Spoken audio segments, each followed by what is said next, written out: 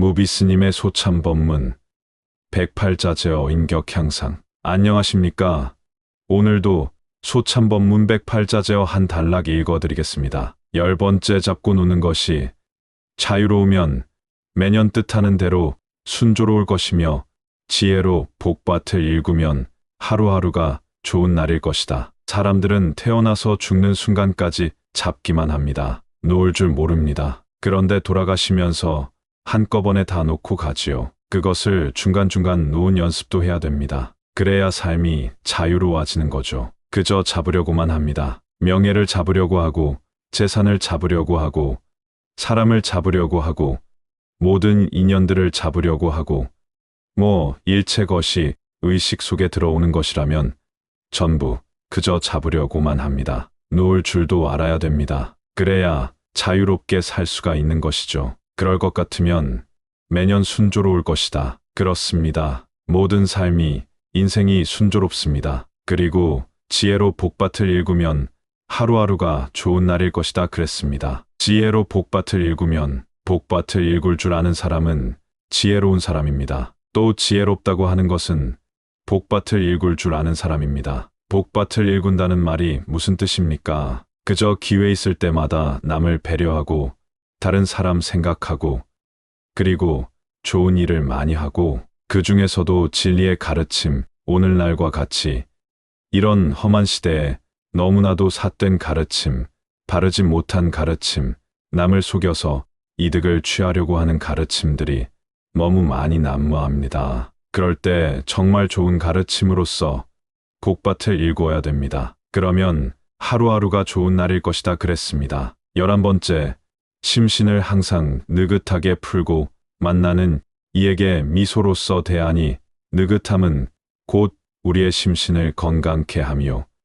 이 소를 띄움은 피차의 우위를 손쉽게 증진할 수 있음이라 그랬습니다. 몸과 마음을 항상 느긋하게 풀고 어디에 쫓기지 말고 너무 조급하게 굴 것도 없고 그저 모든 것은 다 인연 따라 흘러가게 되어 있고 인연 따라 이루어지게 되어 있습니다. 이루어질 것은 다 인연 따라 이루어집니다. 너무 그렇게 안달복달할 까닭이 없는 거죠. 그래서 느긋하게 풀고 만나는 이에게 미소로써 대하는 것 참 어려운 일이기는 하지만 어쩌겠습니까? 어차피 만나야 할 인연이라면 미소로써 대하고 그렇게 살아야 된다는 것입니다. 느긋함은 곧 우리의 심신을 건강하게 하는 것이고 이 소를 띄우는 것은 피차의 우위를 손쉽게 증진시킬 수 있음이라 그랬습니다. 나와 남의 우위를 돈독하게 하는 지름길입니다. 12번째 단락. 말이 입 밖으로 나오기 전에 잘 생각하고 말을 하기 전에 반 박자 늦춰라. 말을 하지 말라는 것이 아니라 말을 아끼고 신중해야 한다는 것이다. 그렇습니다. 사람은 하루 중에 말을 제일 많이 합니다. 입 밖으로 나오기 전에 생각한다는 것, 3, 4 이런 산스 이안이라는 말도 있지요. 3번 생각하고 한마디 말을 하라. 옛 성인의 말씀에 그런 말도 있습니다. 생각하고 말하는 것, 생각 없이 생각보다도 더 빠르게. 사람 생각이 빠른 줄 알았는데 말이 더 빠르더라고요. 생각보다 말이 훨씬 빠르게 튀어나옵니다. 대개 생각 없는 사람들은 그렇습니다. 또 생각이 없어서가 아니라 그게 업이 되고 습관화돼서 그렇지요. 말하기 전에 반 박자 늦추어라 그랬습니다. 잠깐만 하니 3초만 딱 늦추었다가 말해도 누가 왜 그래 말을 더듬느냐? 고 하는 사람 아무도 없습니다. 하니 3초만 딱 늦추어서 그동안 생각을 얼마든지 할 수가 있습니다. 그렇게만 하고 말해도 실수가 적을 것입니다. 그것은 말을 하지 말라는 것이 아니라 말을 아끼고 신중해야 한다는 것입니다. 참 말 한마디 실수로서 망신하는 경우가 얼마나 많습니까? 어제도 바이러스 보도 과정에서 고급 공무원들이 책임 있는 사람들이 말 함부로 잘못해서 사표를 써라 물러가라 이런 말을 합니다. 그런 말을 많이 듣습니다. 참 그거 일일이 남이 말하는 것 지적하고 싶지만 사석이 아니라서 지적할 수는 없습니다만 말은 참 하기도 쉽지만 그만치 실수도 많습니다. 그러니까 정말 신중해야 한다는 거죠. 한 번 더 읽겠습니다. 말이 입 밖으로 나오기 전에 잘 생각하고 말을 하기 전에 반 박자만 늦춰라. 말을 하지 말라는 것이 아니라 말을 아끼고 신중해야 한다는 것이다. 13번째, 생활에서 있을 수 있으면 매우 좋고 없어도 괜찮다 라는 생각을 기르는 것이 좋다. 이는 괴로움을 즐거움으로 바꿔주고 더 자유자재하게 살아갈 수 있다. 그랬습니다. 생활에서 있을 수 있으면 매우 좋고 없어도 괜찮다라는 생각을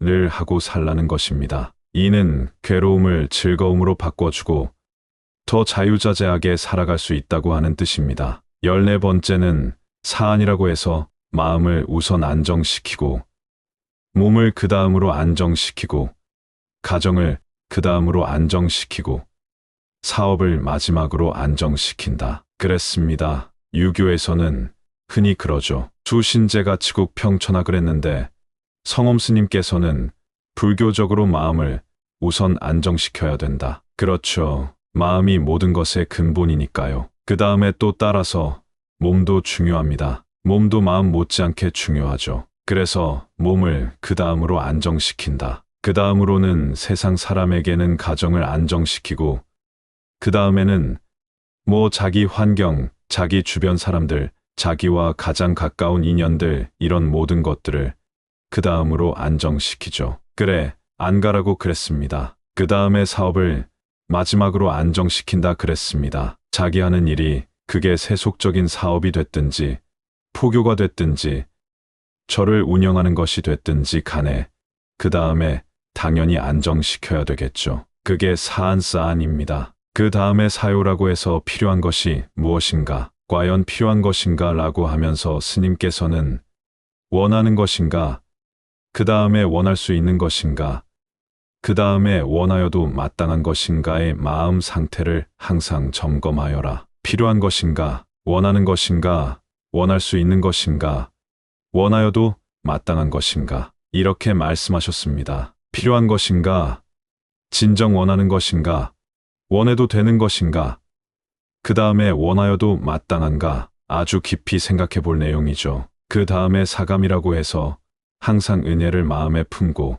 감사하며 자신을 감화하여 타인의 마음을 감동시켜야 한다. 감은 감사, 감화, 감동 그랬습니다. 항상 은혜를 마음에 품고 감은이죠. 그 다음에 감사하고 그 다음에 자신을 감화시키고 그 다음에 타인의 마음을 감동시켜야 한다. 저는 늘 불교의 가르침은 부처님이 중생들을 감동시켰듯이 부처님의 가르침을 가지고 우선 자신이 감동하고 그리고 그 감동한 것을 다른 사람에게 감동시키는 것, 이것이 포교의 1차적인 요건이다. 그렇게 이야기합니다. 그렇죠. 감동을 통해서 사람이 달라집니다. 그 다음에 사타라고 해서 이를 우선 대면하고 면대타 그랬습니다. 이를 우선 대면하고 그 다음은 그 사실을 받아들이고 접수타 그랬어요. 사실을 받아들이고 어떤 일이 생기면 그것을 대면하고 그 다음에 그것을 접수하고 그 다음에 일을 처리하되 처리타 그랬습니다. 마지막으로 그 결과는 내려놓아야 한다. 결과에 대해서는 관심 갖지 말라는 것입니다. 저절로 자기가 한 대로 따라오니까요. 대면하고 그것을 접수하고 그것을 처리하고 그 다음에는 진인사대 천명이라고 그러지 않습니까? 인간이 할 수 있는 일을 다 하고 그 다음에는 천명을 기다린다 그랬듯이 이 스님도 결과에 대해서는 내려놔라. 대면하고 접수하고 처리하고 그 다음에 그 결과에 대해서는 자기가 한만치 돌아오게 되어 있으니까요. 자기 노력을 얼마나 했고 진정성을 가지고 얼마나 진실하게 대했느냐에 따라서 모든 것은 결과가 돌아오게 되어 있습니다. 또 중요한 이야기가 사복이라고 했습니다. 지복, 석복, 배복, 종복, 성엄 스님 가르침에서 자주 볼 수 있는 내용인데요. 복을 알고 첫째, 자기 복이 어떤 정도인지를 아는 것 중요합니다. 또 복은 어떻게 돌아오고 하는 것, 인가에 대해서 복의 실체를 아는 것 참 중요합니다. 그 다음에는 복을 소중히 여기고 그 다음에 복을 배양하고 배복, 복을 배양해야 합니다. 그 다음에 복을 심어라 그랬습니다. 그걸 거꾸로 말하자면 자기가 복을 심고 심은 복을 배양하고 자신의 복을 아끼고 그 다음에 그 복에 대한 모든 상황들을 자세히 아는 것. 그렇습니다. 석복이라고 하는 것은 자주 선지식들의 가르침 속에는 등장하는 것인데 흘러가는 물은 한이 없지만 자기가 쓸 물은 자기가 물을 쓸 만한 복은 한이 있다는 것입니다. 그래서 그 흘러가는 물마저도 함부로 쓰지 말고 아낄 줄 알아야 된다 하는 가르침도 있지요. 참 중요한 말입니다. 복을 알고 복을 소중히 여기고 복을 배양하고 복을 심어라. 지복, 석복, 배복, 종복. 참 아주 훌륭한 이 시대의 큰 스승 성엄스님과 성엄스님만이 말씀하실 수 있는 큰 가르침입니다. 오늘 여기까지입니다. 성불하십시오. 무비스님의 소참법문 다음 시간에 뵙겠습니다. 나무 아미타불 관세음보살, 나무 아미타불 관세음보살, 나무 아미타불 관세음보살.